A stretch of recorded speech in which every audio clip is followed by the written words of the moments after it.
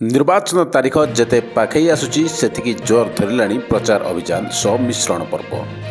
ନବରଙ୍ଗପୁର ଜିଲ୍ଲା ବିଜେପି ପକ୍ଷରୁ କୋଷାକୁମୁଣ୍ଡା ବ୍ଲକର ତୁର୍ଚୁଣ୍ଡାଠାରେ ବିଧାୟକ ପ୍ରାର୍ଥୀ ସମ୍ବର୍ଦ୍ଧନା ଓ ମିଶ୍ରଣ ପର୍ବ ଅନୁଷ୍ଠିତ ହୋଇଥିଲା। ବିଜେପି ଏହି କାର୍ଯ୍ୟକ୍ରମରେ କୋଷାକୁମୁଣ୍ଡା ବ୍ଲକର 150 କର୍ମୀ ବିଜେପିରେ ଯୋଗ ଦେଇଥିଲେ।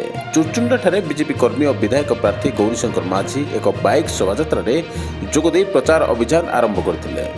ମୋଦି ସରକାରଙ୍କ ସେବା ଓ ସୁଶାସନ ସହ ବିକଶିତ ଭାରତ ଗଠନ ପାଇଁ ଜନ ସହଯୋଗ ରୂପେ ନିର୍ବାଚନରେ ଅଧିକରୁ ଅଧିକ ମତଦାନ କରିବାକୁ କର୍ମୀଙ୍କୁ ଆହ୍ୱାନ ଦିଆଯାଇଥିଲା। ମୋର ସୌଭାଗ୍ୟ ଦ୍ୱିତୀୟ ଥର ଆସନ୍ତା ଯେଉଁ ନିର୍ବାଚନ ପାଇଁ ବିଧାୟକ ପ୍ରାର୍ଥୀ ରୂପରେ ଘୋଷଣା ହେଲା ପରେ ଆଜି ଆମର କୋଷାକୁମୁଣ୍ଡା ବ୍ଲକର ଯେଉଁ ନବରଙ୍ଗପୁରରେ ଥିବା 11ଟା ପଞ୍ଚାୟତର 1000ରୁ ଅଧିକ କାର୍ଯ୍ୟକର୍ତ୍ତା ଶହ ଶହ ବାଇକ୍ ସହିତ ରାଲି କରି ଆଜି ମୋତେ ସ୍ୱାଗତ କରିଥିଲେ, ସମ୍ବର୍ଦ୍ଧନା ଦେଇଥିଲେ। ଆଜି କାର୍ଯ୍ୟକର୍ତ୍ତା ସମ୍ମିଳନୀ ସହ 11ଟା ପଞ୍ଚାୟତରୁ ଶତାଧିକ ବିଜେଡିରୁ କଂଗ୍ରେସର କର୍ମୀ ଆଜି ଭାରତୀୟ ଜନତା ପାର୍ଟିରେ ମିଶିଛନ୍ତି। ତାଙ୍କର ଉତ୍ସାହ ଉଦ୍ଦୀପନା ଦେଖି ବହୁତ ଖୁସି ଲାଗିଲା। ନିଶ୍ଚୟ ବର୍ତ୍ତମାନ ଯେଉଁ ମାହୋଲ ଅଛି ଭାରତୀୟ ଜନତା ପାର୍ଟି ନିଶ୍ଚୟ ସରକାର ବନଉଛି, ଆମେ ଜିତିବା ସହିତ ସରକାର ବନଉଛି। ଲୋକ କେତେ ଗ୍ରହଣ କରୁଛନ୍ତି?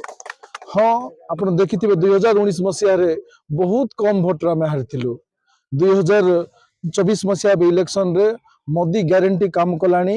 ଆମକୁ ଯେଉଁ ସୁଯୋଗ ଦିଆଯାଇଥିଲା ମିଳିଥିଲା 2019ରେ, 2019ରୁ ବର୍ତ୍ତମାନ ପର୍ଯ୍ୟନ୍ତ 5 ବର୍ଷ କାଳ ଅହରହ ଗରିବ ଖଟିଖିଆ ମଳିମୁଣ୍ଡିଆ ଦଳିତଙ୍କର ସେବା କରିବାର ସୁଯୋଗ ମିଳିଛି ଏବଂ ସମସ୍ତ ପ୍ରକାର ଇସ୍ୟୁକୁ ଆପଣଙ୍କର ରାଜ୍ୟ ରାଜଧାନୀ ତଥା ଠୁ ଆରମ୍ଭ କରି ଆମର ଦିଲ୍ଲୀ ରାଜଧାନୀ ପର୍ଯ୍ୟନ୍ତ ସମସ୍ତ ପ୍ରକାର ଇସ୍ୟୁକୁ ନେଇକି ଅନେକ ପ୍ରକାର ଇସ୍ୟୁକୁ ମଧ୍ୟ ଆମେ ସମାଧାନ କରୁଛୁ।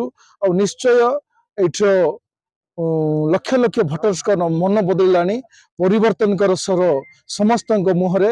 ଏଇଥର ଭାରତୀୟ ଜନତା ପାର୍ଟି ନିଶ୍ଚୟ ସରକାର ବନଉଛି ଆଉ ବିପୁଳ ପରିମାଣରେ ଭୋଟ ବ୍ୟବଧାନରେ ମଧ୍ୟ ଆମେ ଜିତୁଛୁ। ନବରଙ୍ଗପୁରରେ ଗୋଟେ ଜିନିଷ ଦେଖିବାକୁ ମିଳିଛି ଯୋଉଟାକି ଗୌରୀ ଗ୍ୟାରେଣ୍ଟି, କ'ଣ କହିବେ?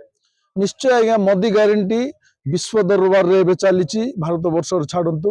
ଆଉ ନିଶ୍ଚୟ ଯୋଉ କଥା ଏବେ ଜଳସେଚନ କଥା କୁହନ୍ତୁ, ଶିକ୍ଷା କଥା କୁହନ୍ତୁ, ଗମନାଗମନ କଥା କୁହନ୍ତୁ, ସ୍ୱାସ୍ଥ୍ୟ କଥା କୁହନ୍ତୁ, ସବୁଠି ଯେଉଁ ଆମେ ଯେଉଁ ପଛୁ ଅଛୁ ସେଇଟା ପାଇଁ ଆମେ ଗୌରୀ ଗ୍ୟାରେଣ୍ଟି ଦେଉଛୁ ମୋଦିଜୀଙ୍କ ତରଫରୁ। ନିଶ୍ଚୟ ଆମେ ଯଦି ଜିତିଲେ ଆସନ୍ତା ଥରକୁ ସବୁ ଜିନିଷ ବନେଇବୁ ଆମେ।